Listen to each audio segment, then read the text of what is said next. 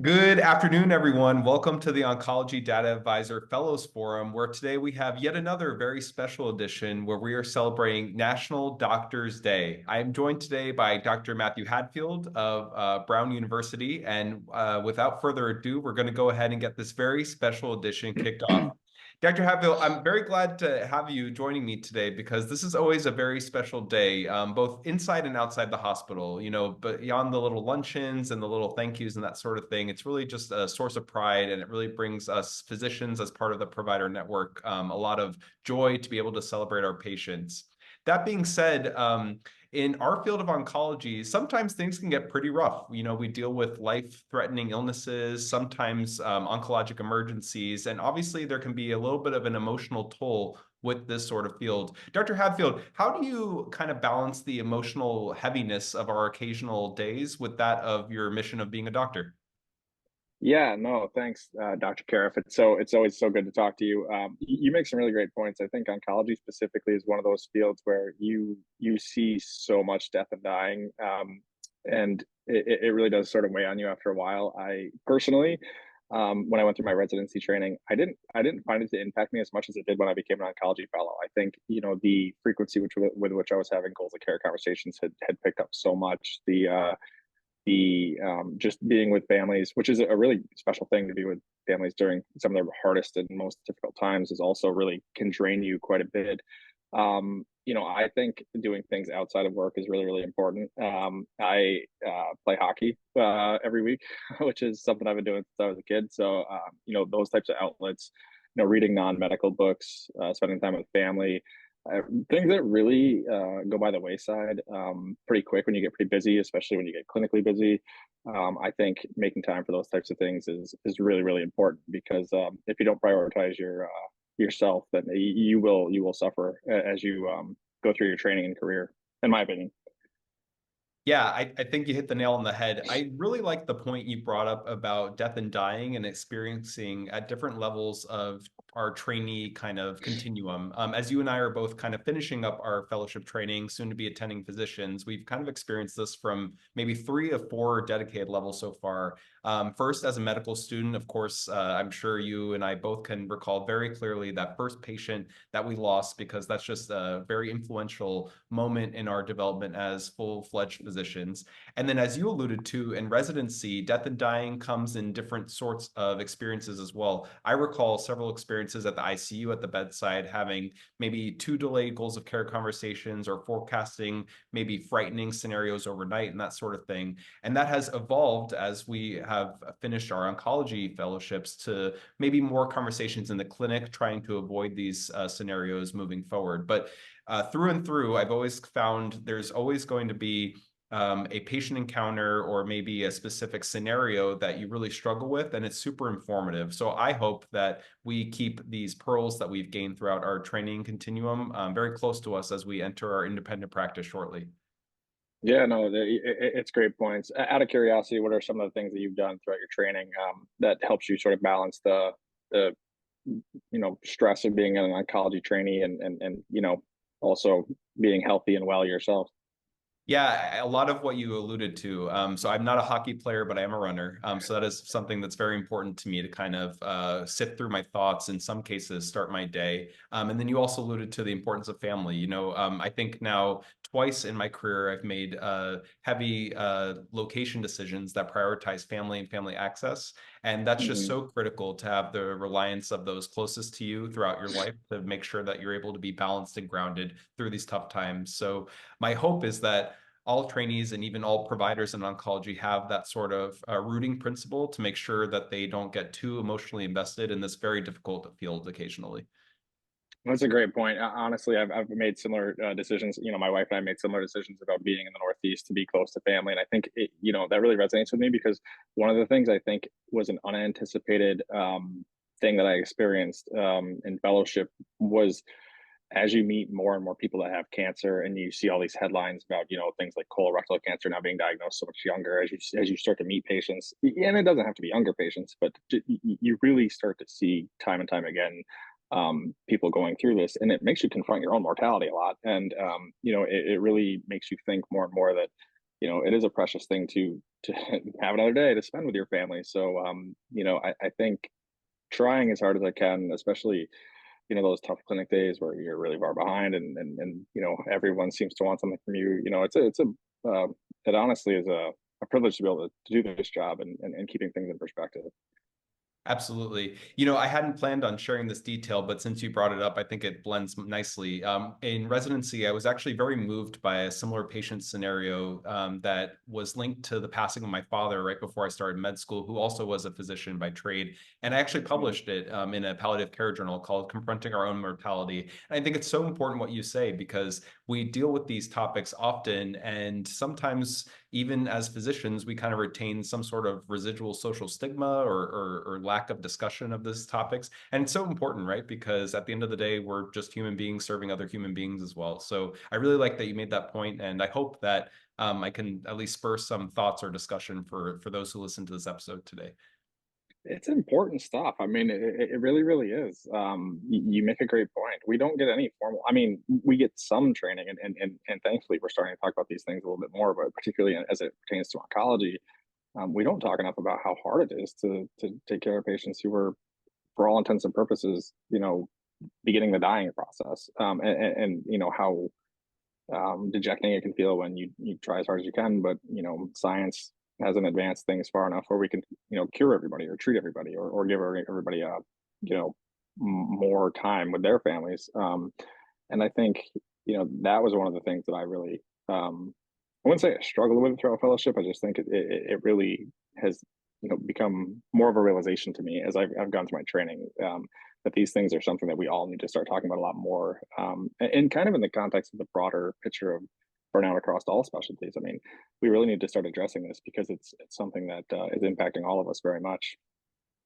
Yeah, absolutely. And I guess kind of piggybacking off the point you just made about burnout and how that's kind of contributing to a lot of this. In oncology specifically, we're kind of very well versed with these tough conversations. Not perfect, but well versed, right? We've got a lot of practice with this. This is something we're constantly thinking for our patients and their families and trying to kind of forecast or prevent certain complications. But obviously that takes a lot of support, right? And it's not just at the individual level as us in the exam room or inside the hospital and that sort of thing. It really is an all hands on deck approach. What I've really appreciated seeing over the past few years, especially maybe COVID pandemic has accelerated this, but there's clearly a broader emphasis that systems are responsible for the well-being of their patients and their providers, right? So it's not just something like these wellness walks that made a lot of the rounds through Twitter in 2020 and 2021 as some way to kind of just ignore what happened, but really to make sure that everyone is putting as much capacity and thoughtfulness into ensuring the wellness of the oncology workforce. I think this is super important, and I would love to see every single cancer system prioritize this in their work mission or workflow. But of course, this will take time and recognition, but something I hope and look forward to as I transition into attendinghood. No, yeah, absolutely, absolutely. And two things kind of dawned on me while you were speaking and raising such good points.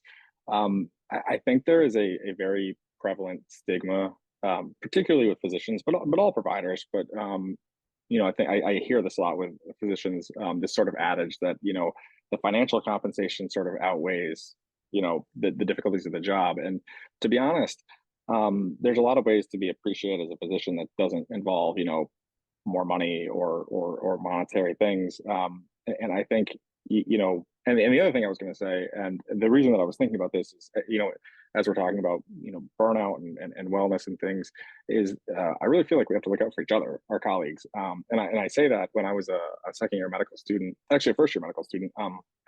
Unfortunately, one of the students in my class actually he took his own life. And that was a really hard thing to sort of be a part of. And I didn't know him well, but I think on the surface, it seemed like he was doing great. And he wasn't. And I think, training is really, really hard. Intern year is very, very hard. Residency is very, very hard. Fellowship, I thought fellowship would be much, much easier than residency. And I think in many ways, it's much, much harder. Emotionally, it's harder, especially in oncology. The knowledge base is so much more difficult to manage as opposed to what you need to as a resident. And just like taking a peek at what other people are doing or asking them, saying, like, how are things going? I think that could be so impactful. And something that we kind of lose throughout our day-to-day uh, activities. Without a doubt. And I'm sorry to hear of the loss of your medical classmate. I'm glad you had the ability to share it though, because I think a lot of us have these stories that we're maybe not as forthcoming with. My program coordinator in residency also lost her life to suicide. And it was just so shocking. Same sort of thing, you know, very happy-go-lucky person on the exterior, but of course, dealing with some intense struggles internally. And to our points earlier, this is a systems-based approach, right? This person's literal job was to support like 90 plus resident physicians in going through their training, that sort of thing, but wasn't being supported herself. So it's just so important that we kind of keep an eye on this mindfulness and wellness generally. And I think that's crucial. So yes, I think conversations like ours today, although might be somber on the exterior, are really important because we need to take a step back, make sure that we are proceeding through training, but also kind of developing our own fortitude in the correct way to make sure that we can best serve our patients at the end of the day. Yeah, no, and I hate to make the conversation too somber. I mean, especially on not such a day that you're supposed to be thinking about celebrating physicians, but it's important, you know. And I'm so sorry to hear about your program coordinator, but you know, I think it is a systems issue. You're totally right, and I think we really need to rethink this on a much more macro scale, but on a very granular level, we can all just be nicer to each other. You know, I mean, we can ask each other how we're doing. We can, you know, fill in for colleagues when they're struggling, take some work off their plate if we can, while being mindful of you know your own capabilities and not doing too much of that. But you know, it is tough. It's tough. The demands are very high, and it's a wonderful job, but it's also, you know, we do need to have a lot more conversations about wellness and about how to actually sustainably make work better for people, because it's clearly becoming more of an issue, and thankfully we're finally starting to talk about it. Yeah, absolutely. You know, maybe to change the emotional tone on the conversation, one of the very important tools to practicing wellness, but also ensuring fortitude, is practicing gratitude. So maybe to end the conversation, I will share, and if you like, please feel free. One thing I'm grateful for being an oncologist. The by far thing that has really struck me during my oncology training is how much my patients and their families look to me as their kind of care coordinator, even though I'm not serving that role as the primary care physician. That is a role that I take very seriously and that I'm very honored to share. And I'm very grateful that they give me that trust, because we get to walk this journey called cancer together. And that's really a lot of the reason why I'm in this field today. Do you have anything to share? Yeah. Yeah, you reminded me so much of an experience I had. So I had a patient as a second year fellow, and she was 89 years old, had been married for 50 years, had this wonderful family, and came to see me in clinic, and she had unfortunately metastatic cholangiocarcinoma, and didn't seem like a candidate for any type of systemic therapy. So, you know, I talked to the family for a long time, and you know, the family had tons of questions. They're apprehensive and things, and she just stood up and said, I'm ready. I love my family so much, and you're also important to me, that I'm ready to pass away. And everyone else started crying, and she was smiling, and she you know, basically said, like, let's go get lunch, you know, as a family, and I want to go to hospice. And you know, when I think back to the moments, like, sometimes it's not the, you know, complete response on a CT scan. Sometimes it's not the, you know, the research, you know, the clinical trial, it's going really great, or the application. It's those moments, because those are the moments when you know, families give you this ability and privilege to be a part of their, like as you said so well, cancer journey. And sometimes that journey doesn't involve therapy, but you can be such an integral part of that, and it's such a special career and such a special field that I feel very fortunate to be able to do it. Couldn't agree more. Thanks for sharing that kind of very uplifting story, I think. Very empowering for the patient for sure. We are very blessed to be in this field. Awesome. Absolutely. Well, I've certainly appreciated the conversation today. I think we've adequately looked at some of the kind of happier, maybe more somber aspects of being a physician in our field, but at the end of the day, it's well worth it, and that's why we're here. So thank you for being so candid. And thanks to all of our viewers for listening in on this special edition of National Doctors Day. Hope you enjoy your day, and thank you for all that you do. Always a pleasure.